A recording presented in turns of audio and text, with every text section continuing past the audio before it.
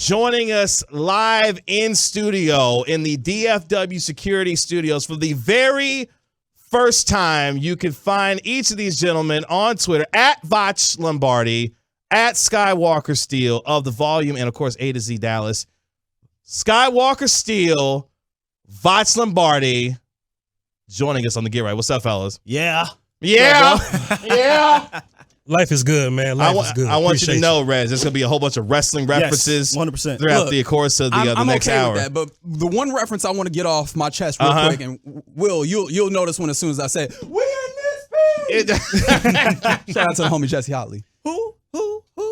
That's what I was going to do. So listen, I actually thought about it, right? If I had to have a wrestling intro, I don't know what yours is, but I'm a WCW baby. Oh, right? okay. I'm a WCW, and I know Bash y'all, at the Beach type of guy. Absolutely. And I understand that y'all War WWF games. characters. Yeah, there you go. You know what I'm saying? WWF characters, y'all don't particularly deal with Goldberg like that. But let me tell you about Goldberg's entrance, right? There are 6 security guards. That's right. 3 on each side.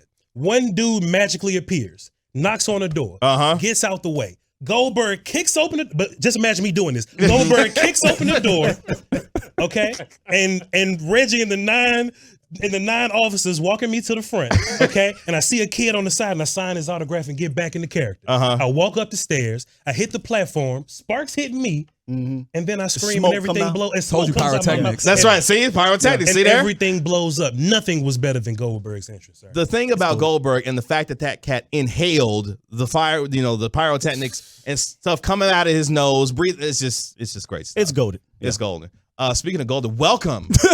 Welcome. We just came and took over your show for 20 seconds. No, that's that. Look, we low key about to get up and walk like out. An hour? Y'all good for an hour? Hey, we straight. we chilling. We here. Cool. We chilling. 2 hours then? Can I just up the time? My Cash App is. Let me check my Palm Pilot. Y'all ain't going nowhere, damn it. Y'all ain't going nowhere. Can we get 115? No, I'm playing. Anyway. Will, I'm not staying for 2 hours. Wow.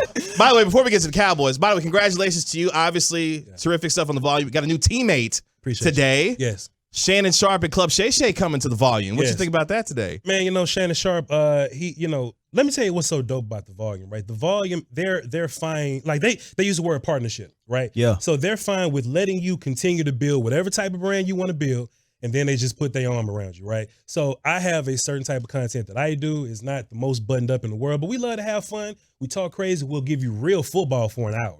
And then we just kick it with the fans for an hour. And Colin Cowherd didn't look at me and say, "Hey, Voch, I don't want you to talk like that. Hey, Voch, can you tone it down a little bit?" They came to get me because of what I brought to the table. And all these hooligans that are in the chat right now, they love that. In the best way. They love that. So when, so Shannon Sharp, like if this was the 80s or something, somebody look at Shannon, we need you to clean up your speech a little bit. Can you get words out better and not mumble? But Colin Cowherd goes, "Shannon, you can talk just like this. Shannon Sharp talk just like this. And we're gonna make it work." So I love the fact that the Volume, love the fact that Cowherd and the guys, they put their arms around their content creators and they just give us freedoms. They embrace us, man, and that's what I appreciate about them. So shout out to the Volume for real.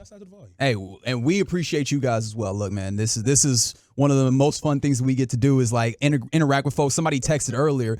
And you made the joke. It's like, do you pay these people to jump on the show? It's like, no. Everybody that jumps on the show, they do it out of the goodness of their hearts. And both of you guys have given us of your time, and we appreciate y'all greatly. We couldn't afford them anyway. And of your expertise and your experience and your eyes. You guys watch football in some of the best ways of anybody that I know. So I appreciate you fellas. Just to be fair, we're YouTube guys, and YouTube guys, Oh, they up for y'all too. They was waiting for y'all. It's all good, but I guess air quote we're the amateurs of this thing. I guess whatever you want to call it. We didn't go to school for this, nothing like that. But you guys said, "Hey man, those dudes, let's get those dudes." Like y'all put y'all arms around us, so appreciate y'all. You know what I mean? I don't live here. I live in Houston, but I'm like, man, I'm about to go kick it with Reggie KG. Yeah. And I asked y'all weeks ago. You did. I say, you Will, did. When he let's do sent me the this. chat, I said, "You ain't even have to ask. We here. Come on now." So let's have some fantastic content, man. Let's do this. Let's do it. Let's start with some Cowboys talk. Yeah, let's do. Cowboys take on the Raiders on Saturday, final preseason game of 2023 before they get ready for the Giants on September 10th. Sky, I'm going to start with you because you host a daily show. Yeah. Folks talking reckless at points, and you get to set them straight when it comes to this Cowboys team at times. What's the one take from this offseason for you that you want to see come to fruition, that you've been talking about throughout the course of the offseason, that you've seen in training camp, that you want to see from this Cowboys team in 2023? My whole thing for the entire offseason has been finishing.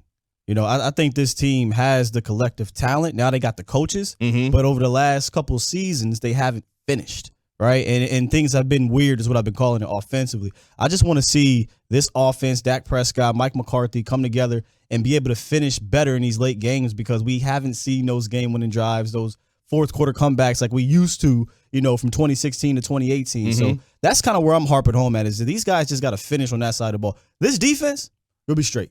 This defense should be able to carry this team to the finish line, but the offense may have to get it over the hump. I've been telling him, you know, we're going to give a lot of credit to Dan when this thing happens, if it happens.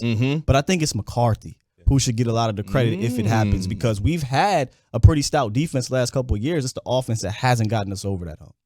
There's a lot of egos involved in like past postseasons and things like that. You know, these past seasons, you know, the whole Callahan thing, Garrett, the whole Garrett situation, there are just a bunch of egos, right? What I love about Mike McCarthy in the offseason, if something is wrong, he'll fire his friends.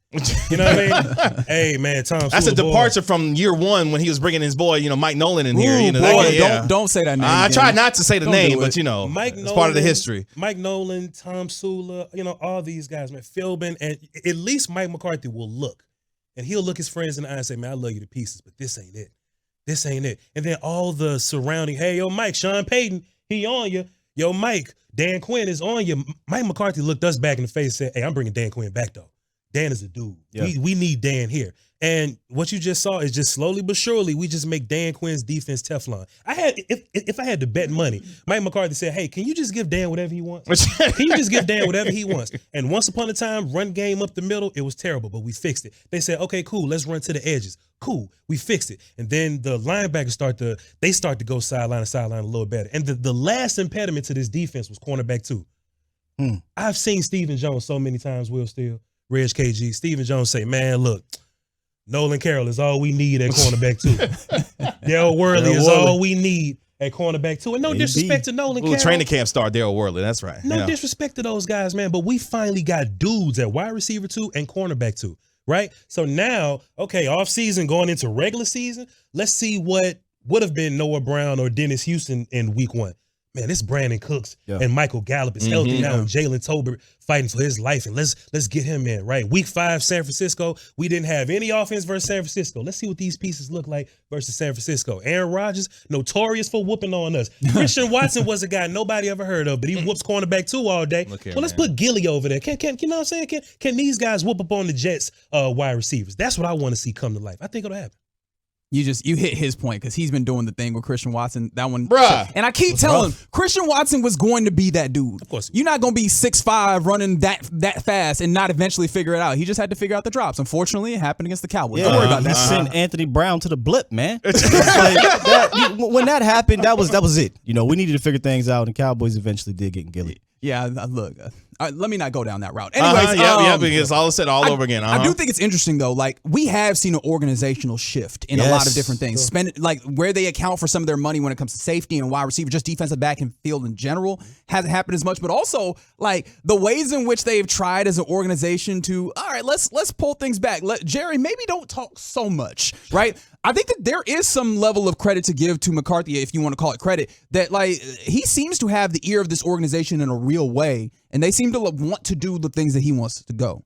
Yeah, but he likes ball. I don't really think he's a ball guy. Every time they ask him about money, he's like, my daddy told me, you know, I just stay away from it. But that's real life him. He just wants ball, but you need to have good ball players for that. And I do think McCarthy did go to them and say, hey, man, we need to upgrade here. We need to upgrade there. And I don't know who deserves the credit. Maybe y'all can help me out. But there has been a massive shift in what they are doing. Going out and trading for a Gilly and trading for a Cooks, drafting Mozzie Smith. Y'all know they haven't drafted a nose tackle in the first round? Russell Maryland. Since 92 or something like that. I mean, come on. These things weren't being done for decades. So something is happening up there, and I'm notorious. He knows this. Y'all know this. I'm notorious for giving Stephen Jones in the front office a hard time, but I got to give them some credit. This offseason has been different. So when you say, hey, man, this feels different, that's because it is. Look, there's a window of opportunity right now. We talk about Micah Parsons going to get a new deal after the end of this upcoming season. Dak Prescott got a $59 million cap hit coming at the end of this upcoming season. CeeDee Lamb got to get a contract at the end of this upcoming season. Like, dude's got to get paid. So if you don't make your run now, when are you going to make your run? Because it's going to be much more prohibitive to do so over the next couple of years, given the amount of tickets that they got to pay for all of these guys that they've done well in drafting. Shout out to Will McClay. They've done well, but now they got to pay these guys. There's a bit of urgency though, right? Like, when we listen to Dak normally, he's smiley company guy, boom, boom, boom. But Dak looks a little pissed off at us. Dak seems to feel the urgency in the room. And if you listen to Mike, I think it was the Pivot podcast, right? He was like, man, how many times do we get a Gilmore? Take what we had. We didn't lose anybody. We didn't lose anybody but the dead weight and the bad analytic guys, right? We kept our defense and we added a Gilly. And Mike is he's shaking, man, like when do we get a chance for this? Right? And I think everybody understands. Everybody's saying the same thing. Malik Hooker, man, all our guys are back. Let's see what happens. J-Ron Curtis, man, all of our guys are back. Continuity. We gonna be. Hey, man, we brought back Hankins. Hankins is here preseason now. Hankins was a midseason guy. Now he's here the whole time now, right? So I think these guys understand how important this is to capitalize on it. All right, so we got a lot of Cowboys to get into. I want to talk offensive line. I want to talk running back. We probably need to talk some defensive tackle. I think we'll get into all of that here in a second because Voch, when I want to talk offensive line, I hit you up. So I think we'll get into all that, right? Yeah.